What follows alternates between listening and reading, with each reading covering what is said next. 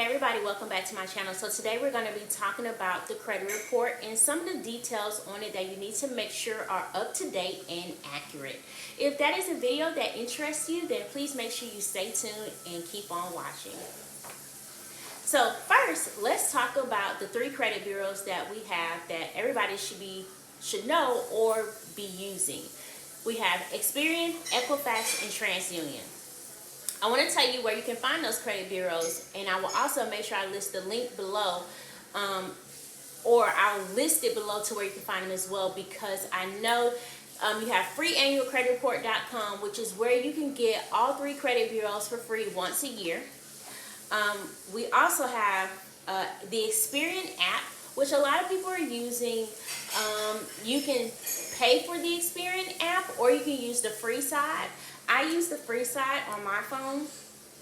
Let me just show you. So if you can see it right here, I use the Experian app right here, and I just use the free side, which basically just gives me my credit score, and it keeps me up to date if there are any changes on my Experian credit report. And so that's what I use it for. I like that. You can also use Credit Karma. I'm sorry about that. You can use Credit Karma. Credit Karma is a really good app, but please understand, Credit Karma is for educational purposes only. This is not all accurate information because it is a third-party company. So on Credit Karma, they give you information from Equifax and TransUnion. Now, the only thing that I want to make sure people understand is that the credit scores are not accurate. They will be off, because I do have quite a few people come into my office or come to me and say, hey, but my credit score on Credit Karma says, I'm sorry, that's not accurate. This is what your real credit score is, and this is the score that we have to go by. So Credit Karma is a really good place for you to start, especially when you're trying to start working on your credit. They do give pretty much up-to-date information as far as what's on your credit report, what the credit bureaus are reporting, the delinquencies, the collection accounts, and it tells you how to get started on how to fix those things. Now, the one thing I will tell you is that you should not fall into the trap of get this credit card, get this loan. Don't do that. You don't need to do that in order to start fixing your credit. You just need to start working on piece by piece and take it step by step. Know that everybody's journey is different, and you have to work on your journey at your own pace. FICO Score is a credit app that I use, and it looks like this. FICO Score. This is the one that I'm most comfortable with. I use FICO Score because it gives me all 3 credit bureaus. It keeps me up to date on what's being reported on my credit bureaus every day. And if you can hear the football game and dishes in the background, that's my husband. I'm upstairs, he's downstairs. I'm sorry. It's life over here, okay? So FICO Score is what I use to get to work on my credit and to keep my credit up to date. Now, my credit scores are very good. I'm trying to get to an 800. Both my husband and I are trying to get to 800s, and it's taking some time. We're almost there, but not quite. So, I mean, and there are other places out there that you can find your credit report. I know that the banks give you access to your credit report, help you to work on your credit if you want to use those. And you're more than welcome to use those as well. Again, those are good tools to start with, to start working on your credit, looking at your credit, keeping up to what is on your credit. So make sure you take advantage of any tools that you have access to, especially when they're free. Now let's talk about what's on the credit report. The first thing that you want to make sure you know is accurate and up to date is your name. Ladies, if you got married or you got divorced, congratulations on both. Not sure if that's what you really wanted, but make sure your name is up to date. If you change your address, make sure your address is up to date. If you know you used to live at 123 Sycamore Street and now you live at 321 Sycamore Street, make sure 321 Sycamore Street is reporting on your credit report. That is really important. Here's an example why. If you moved a month ago to 123 Sycamore Street because you just bought your first home, congratulations. However, you didn't update your ID. You have not really updated your mail. You went to the post office and you got stuff forwarded to your new house. And technically your credit report is not updated either. But you want to go buy some furniture. So you go to Ashley's or, I don't know, one of them furniture, Rooms to Go. And you try to go buy you some furniture. You might get a, we need more information because Rooms to Go has 123 Sycamore Street. But you put down 321 Sycamore Street on the address. So now they need proof of address. But it says they just need more information, so you think you got declined. And a lot of people don't call to find out why, what the information they need or what's going on. And it's just maybe just a small fix is that your address is not up to date and they need proof of address. So make sure you get those things up to date. And please make sure you update your ID. Even though it can be a little expensive, it's the easiest thing to update. And a lot of companies go by your ID and they don't worry about anything else. Because if the DMV accepts it, it's all good. All right, so your social security number can also be an issue. Numbers transpose on your social security number and your date of birth. And we find sometimes on the credit report where you could put 1, 2, 3, 4, 5, 6, 7, 8, 9 as your credit, your social security number, but it comes up 1, 2, 3, 4, 5, 6, 7, 9, 8. It's just a transpose. Not too serious. It is serious, but when we pull things like, and this is going a little in depth, but we can do that in another video. But if you're buying a house and we see your tax returns and we pull your tax transcripts and things like that, we can see that it was just a transpose on that particular credit bureau. Because usually when you purchase in the house, we use all 3 credit bureaus.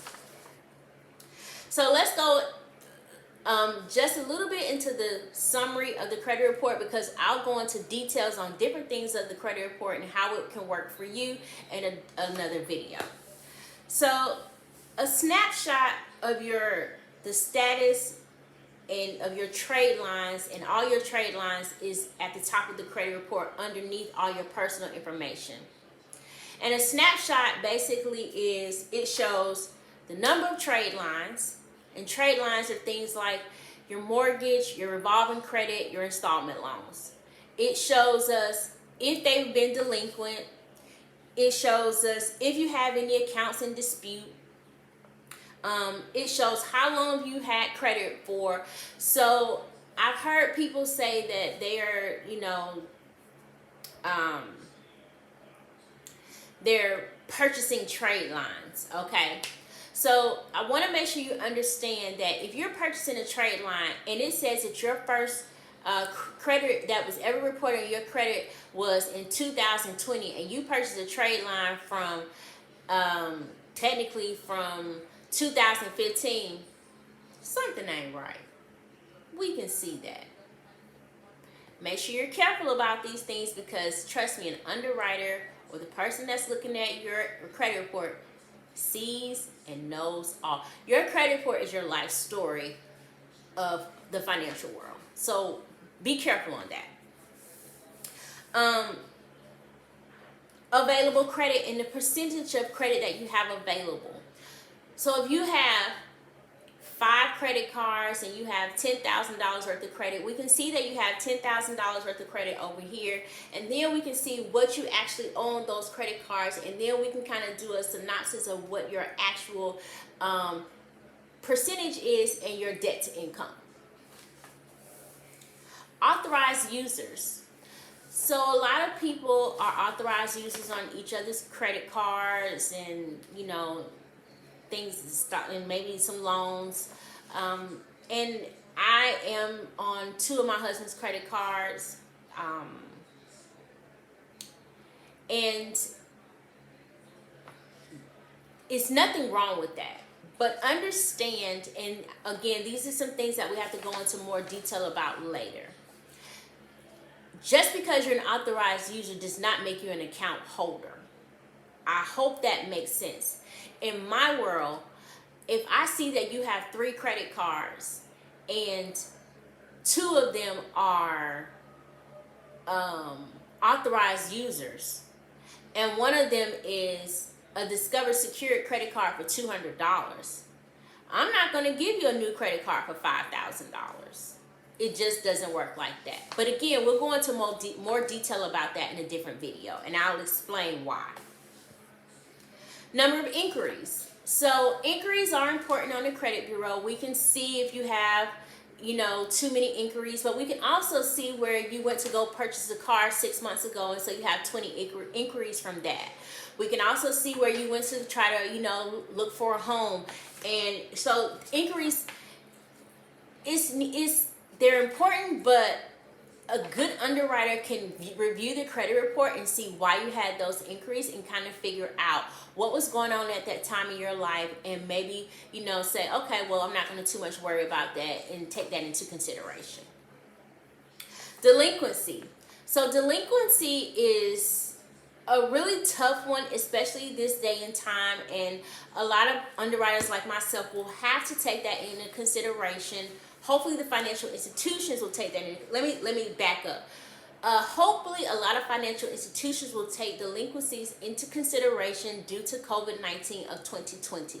But I am sure that they will, write some addendums into their guidelines to take that into consideration. And if they don't, then guess what? You just have to take the loss and move on and work to make your credit better.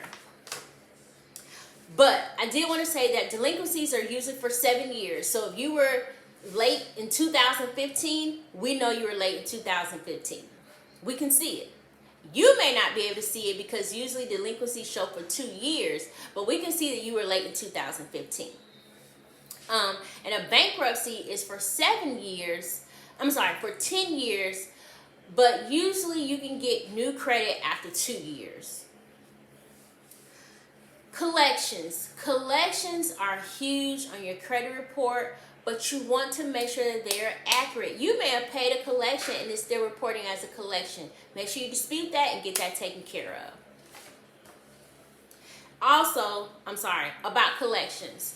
I have seen where there are the one collection reporting twice on the same credit report, and that hurts you. So make sure you're paying attention to your collections. Make sure that if you owe Badcock, and Badcock sold your collections to a collection company, Badcock is still not reporting you as an open credit line 180 days late, and the collection has already been bought by the collection company. Make sure it doesn't look like that. Make sure Badcock shows closed or charged off, and the collection company actually purchased it, and they're the only ones reporting Badcock.